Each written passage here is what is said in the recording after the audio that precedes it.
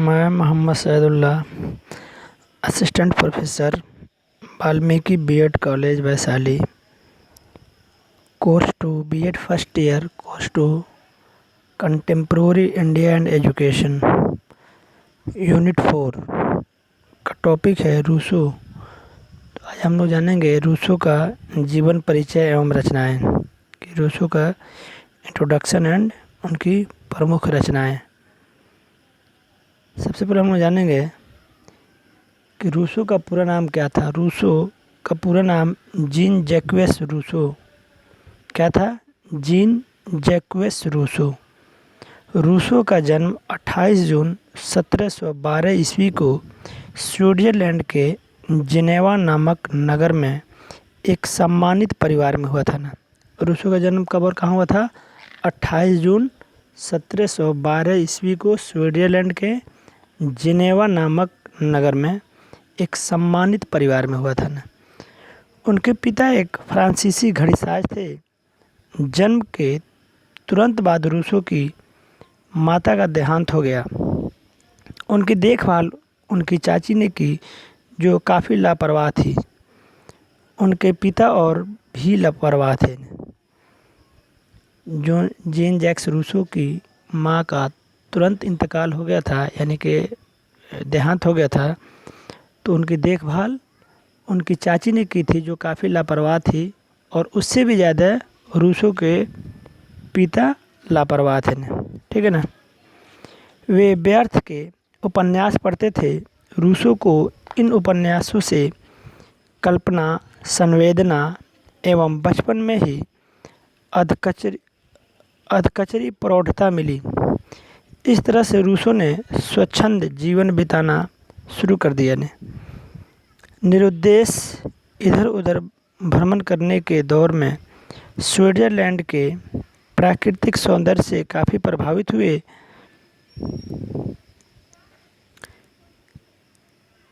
इसका अमिट प्रभाव उनके जीवन पर पड़ा।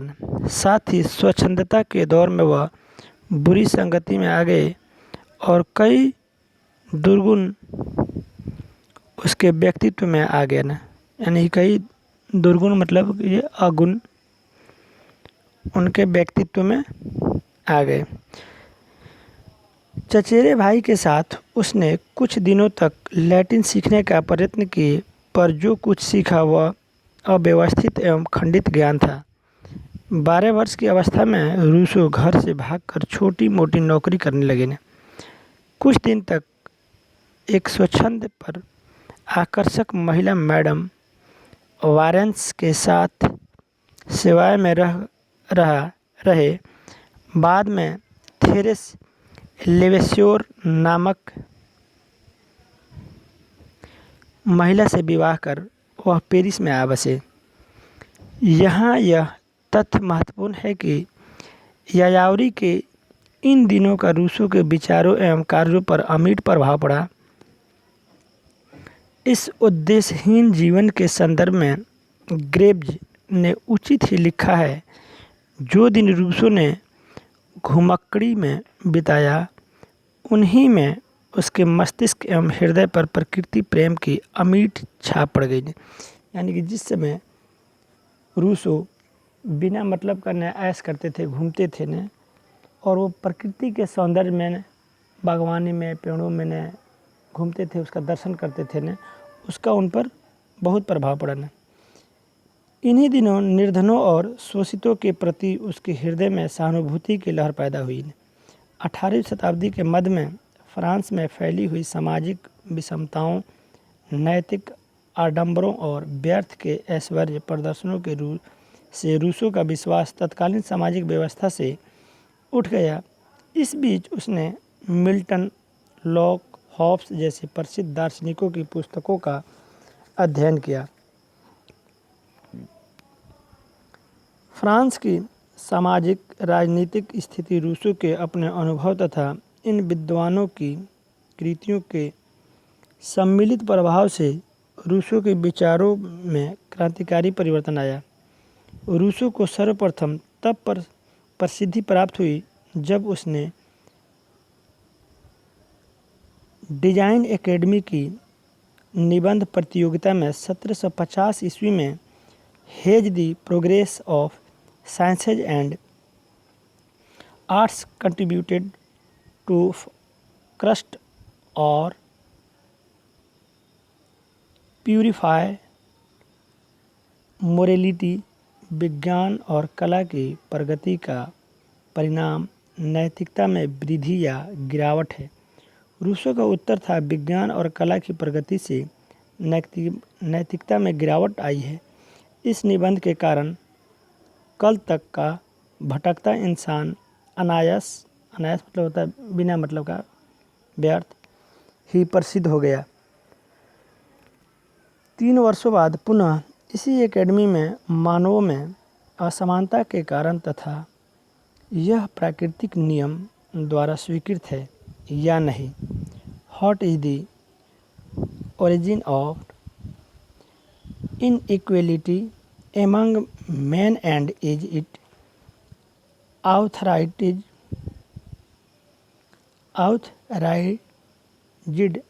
बाय नेचुरल लॉ पर दूसरा निबंध महत्वपूर्ण यूरोप में प्रसिद्ध हो गया। इस उपन्यास से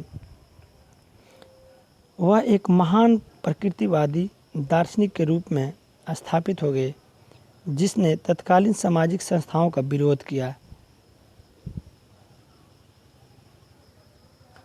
रूसो अपनी महत्वपूर्ण रचनाओं द न्यू हेलवायज, द एमिल तथा द कॉन्फेशंस के कारण इस महान दार्शनिक के रूप में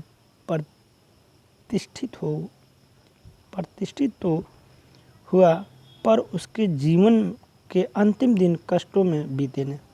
वह अपमानित हो गए हो इंग्लैंड, जेनेवा तथा फ्रांस में भागता फिरते रहे।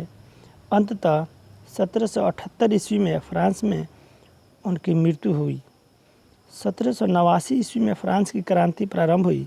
फ्रांस की क्रांति का एक महत्वपूर्ण कारक रूसो के क्रांतिकारी विचार थे। नेपोलियन ने ठीक ही कहा था, रूसो के बिना फ्रांस की क्रांति संभव नहीं थी। रूसो को न केवल एक दार्शनिक के रूप में ही बल्कि एक महान क्रांतिकारी के रूप में भी प्रतिष्ठा प्राप्त हुई। रूसो की प्रमुख रचनाएं, एमिल जो है, एमिल शिक्षा के क्षेत्र में काफ़ी महत्वपूर्ण उनकी रचनाएं थी ने, ठीक है ना। ये एमिल जो उनकी जो रचनाएं थी जो लिखी गई थी ना, वो शिक्षा के क्षेत्र में काफ़ी प्रसिद्ध हुई थी ने। रूसो की प्रमुख रचनाएं निम्नलिखित हैं: the progress of sciences and arts, the origin of inequality among man, discourse on political economy, the new Heloise, the social contract, the Emile, consideration on the government of Poland, the conference आदि। शिक्षा की दृष्टि से Rousseau की सर्वप्रमुख रचनाएं Emil है, जिसमें उन्होंने एमिल नाम के एक काल्पनिक बालक को शिक्षा देने की प्रक्रिया का वर्णन किया है। यद्यपि रूसो का शिक्षा संबंधी विचार एमिल तक ही सीमित नहीं है, पर रूसो का मूल्यांकन एमिल के आधार पर ही होता है। लॉर्ड मार्ले ने इस कार्य के बारे में कहा, साहित्य के इतिहास में यह एक कालजयी रचना है। यह चरित्र की गहराइयों को छूता है। यानी कि एमिल, द एमिल, जो एक बच्चों पे आधारित है।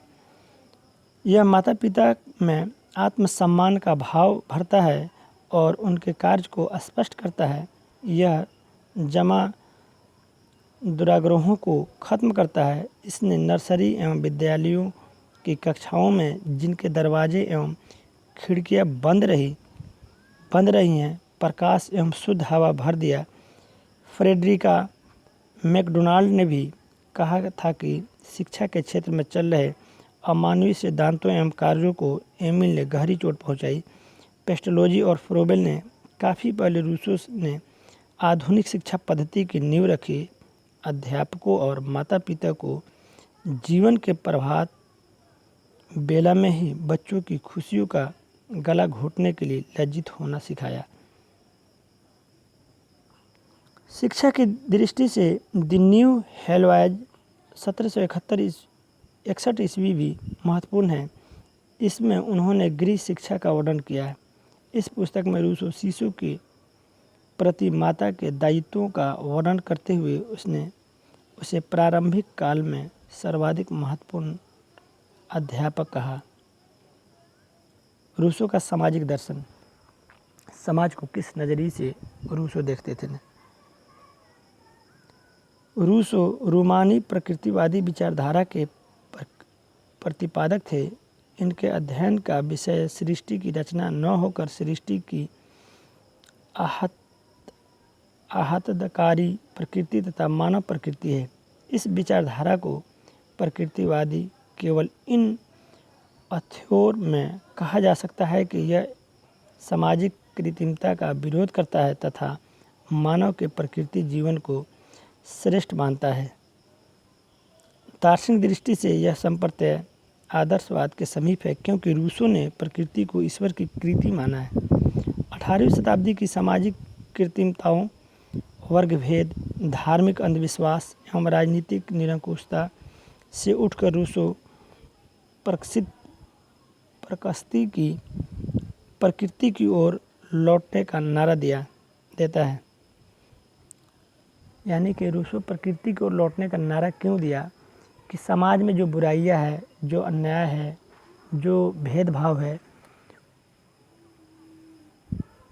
उसको दूर करने के लिए रूसो ने कहा कि मानव प्रकृति की ओर लौटो न। यानी कि जो भी पेड़ों के अंदर धुन कटाई, व्यर्थ करना, दूसरे पर अत्याचार करना, गरीबों को तंग करना, परेशान करना, इसमें मानवता नहीं है और इसमें भलाई नहीं है।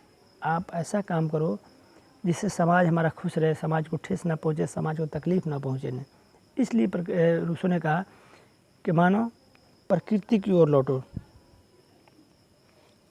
का नारा रूसो ने ही दिया। तत्कालीन समाज को वह सारी बुराइयों का जड़ माना है। उनका मानना है कि प्रकृति के नियम प्रकृति के सार्वभौमिक एवं सार्वकालिक नियमों पर आधारित होना चाहिए। रूसो ने स्पष्ट शब्दों में यह घोषणा की कि प्रकृति पर अधिकार उसके नियमों का पर चलकर ही किया जा सकता है। 18वीं शताब्दी की सामाजिक बुराइयों के विरुद्ध जो विद्रोह हुआ उसको सबसे मुखर वाणी रूसो ने दी। रूसो का मानना था कि पूर्व में मानव निश्चल एवं अज्ञानी तो था, पर उसका जीवन शांत और सरल था। उसकी आवश्यकताएं अल्प थी, अतः वह उन्हें आसानी से संतुष्ट कर लेता था। लेकिन यह सुखद स्थिति बहुत दिनों तक नहीं रही और उसकी लालसाएं बढ़ती गई। उसने अपने अधिकार को स्थापित करने हेतु सभ्यता का विकास किया। निजी संपत्ति पर अत्यधिक जोर दिया जाने लगा। इस कृत्रिम आवश्यकता ने ही लोभ की प्रकृति को जन्म दिया। समाज का वर्गों में विभाजन होने लगा। एक तरफ तो प्रभुत्व वाले व्यक्ति थे और दूसरी ओर दास या गुलाम। अतः रूसो सभ्यता को एक भारी भूल बताता है तथा समाज को सारी बुराइयों का जड़। रूसो कहते हैं कि बच्चा जन्म से स्वतंत्र प्राणी के रूप में जन्म लेता है, पर उसे सभी ओर से जंजीरों से बांध दिया जाता है। अतः रूसो का कहना है कि समाज को और अधिक पतन से बचाने के लिए यह आवश्यक है कि समाज का पुनर्गठन मूल प्राकृतिक सिद्धांतों के आधार पर किया जाए। रूसो के अनुसार राज्य के अस्तित्व का आधार आम सहमति, जनरल विल है, जिसका भाव सभी की भलाई है। अगर राज्य जन सामान्य की भलाई में असमर्थ है तो उसे समाप्त कर देना चाहिए। राज्य के नियम नागरिकों की सहमति के आधार पर बनने चाहिए, न कि उनके प्रतिनिधियों की राय के आधार पर। इस प्रकार रूसो के राजनीतिक विचार अपने समय से काफ़ी आगे बढ़ा था। सही अर्थों में रूसो को लोकतंत्र का अग्रदूत कहा जा सकता है। रूसो का मानना था कि धर्म के संदर्भ में व्यक्ति को स्वयं निर्णय लेने के लिए स्वतंत्र छोड़ देना चाहिए। संस्थाबद्ध संगठनों द्वारा इसे व्यक्ति पर थोपना नहीं चाहिए इन्हें।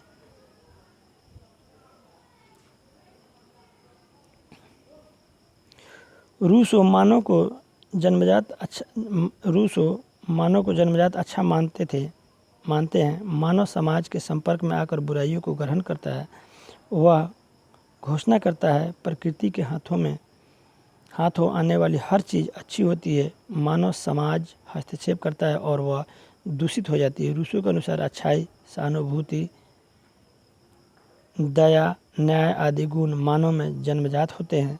आवश्यकता है इन गुणों को समाज की बुराइयों से बचाए रखने की। ठीक है ना। ओके, धन्यवाद।